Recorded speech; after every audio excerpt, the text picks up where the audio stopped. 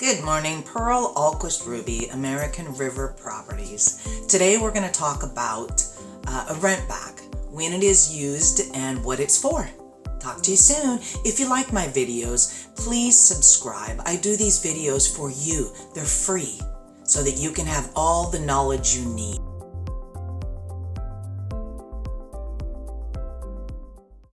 So today we're going to talk about rent backs.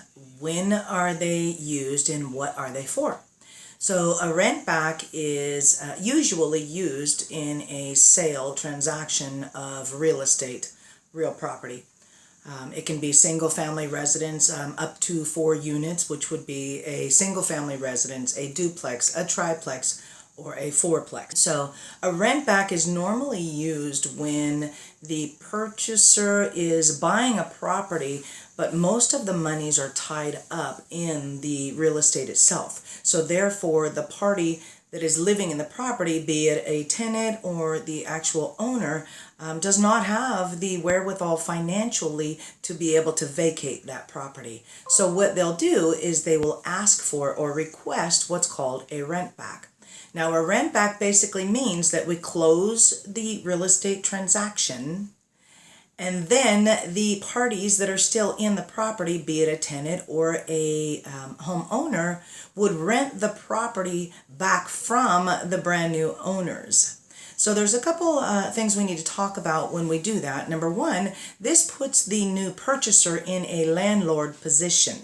It basically means that for whatever the rent back period is, that they are going to be the landlords to the old person living in the property, be it a tenant and or the owner themselves. So when we do a rent back, what we do is we normally take the new payment and we divide it by 30, and that gives us a per day charge. And it's always done on a 30-day month calendar. So if you take a payment, for instance, and divide it by 30, it would give you a per day. That per day would be times the amount of days that you would like to spend in the rent back or renting the property back from the new homeowner. So there are a couple guidelines that we have to watch when doing so. If there is any type of loan on the property, the purchaser has to, by law, live in the property within the first 90 days. So they have 90 days to move into the property. So technically, the new purchaser, new owner could do a rent back to up to 90 days if they wanted to. So now understand, with this means that there are liabilities. What if the owner doesn't vacate? What if the tenants don't leave on time? So those are all things that you must consider before even discussing a rent back. Who is going to be responsible for getting those people out?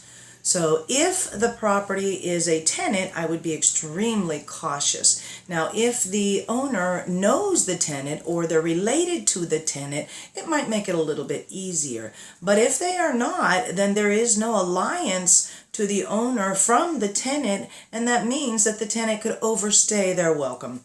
The owners can overstay their welcomes. And then after that, if that were to happen, then you would be responsible, the new owner, new purchaser of the property, to evict those parties. Now understand, if it is an owner, the courts are not as nice because they signed an agreement that said that they would be out in a timely manner based on whatever your agreement is. And if they are not, and they breach the contract, then the courts, through paperwork, see that they've done so, and it makes it a little easier to get them out. If it's a tenant, it's a little bit harder, especially through COVID.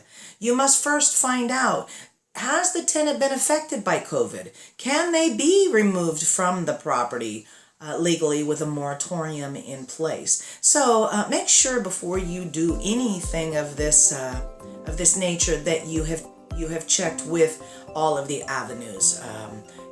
Number one, if the owner doesn't leave, if it is a tenant, if they don't leave, things of that nature.